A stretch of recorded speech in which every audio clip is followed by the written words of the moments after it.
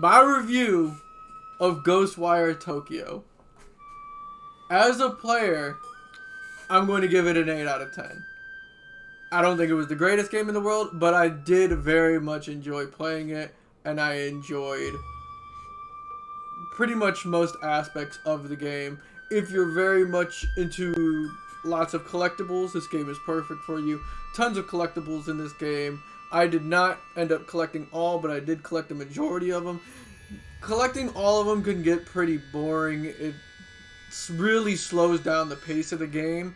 And honestly, if you skip most collectibles and just kind of do the story, it's a pretty short game.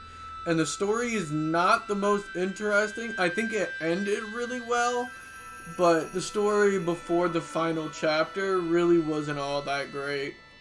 I enjoyed a lot of the side missions that you played way more than I did the main story, which I will say the side missions in this game are very good. I think that's where it really excels in kind of getting you interested in Tokyo and everything that's going on. Is all the very interesting side missions, especially like there's the side mission within the school, which is like a whole chapter within itself, and that was really amazing, an entirely different feel to the game. Hunting the yokai was really fun. A lot of the aspects were really fun, even with the drawbacks of like the story not being the strongest and the collectibles kind of taking a really long time to get them all. But those are, like, the collectibles is an optional thing that I think weighs down on it. In total, very amazing. I thought how the game scaled was beautifully done. You unlock abilities and different weapons at a really good rate. There's new enemies showing up at a consistent rate all the way until about the end. Like I said, if you just kind of stick to the main story, you'll get to it way faster. But even with me collecting most of the collectibles in the game, it never really got stale. When I saw that massive enemy, it still had that impact of like, damn, this thing is going to be tough to beat, which I feel a lot of games lose as you start getting towards the end of getting 100% completion. As most of the time you see an enemy and you just blow it away without even thinking about it. This game was still really difficult. Like when I saw the spinning guy, I was like, oh god, this thing is miserable to try and kill. I'm going to use all of my ammo to try and get it. Or the giant frost girl was super fun to fight.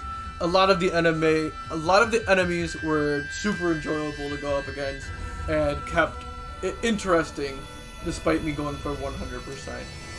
And so yeah, as a streamer though, I would give this game a 6 out of 10. I don't think it's as enjoyable to watch as it is to play, because playing it, you're kind of, you're moving around, you're trying to find your collectibles, you're shooting the enemies.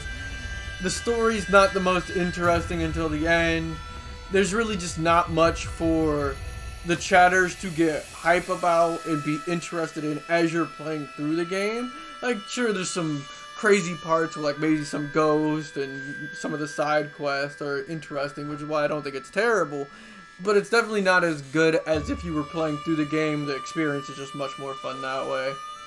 And so yeah, end of the day, I would recommend Ghostwire Tokyo. I greatly enjoyed it. It's got some spooky vibes to it and still keeping it high action shooter feel, and yeah, it was just a good time all around.